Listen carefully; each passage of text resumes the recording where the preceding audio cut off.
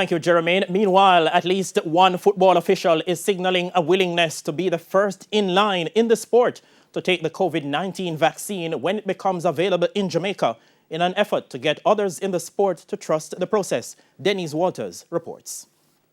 President of the St. Catherine Football Association, Elaine Walker-Brown, says in order for things to get back to normal and to see an end to the pandemic, she will gladly take the COVID-19 vaccine when the shipment arrives in the island in hope that others in the sport will follow suit.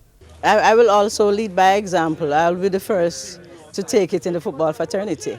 But I have no qualms about the vaccine. I'm ready to take it because I'm ready and raring to go.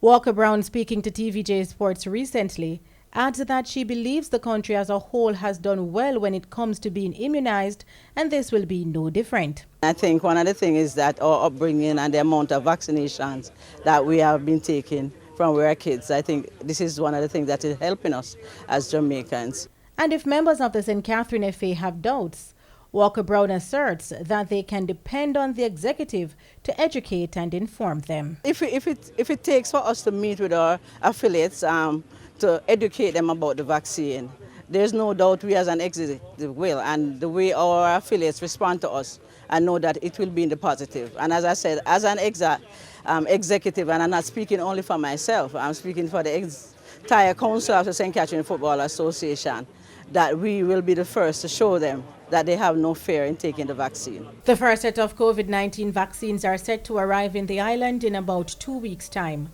The government has not indicated whether athletes will be given a jump in the line to be among the first to take the jab. Denise Walters for TVJ Sports.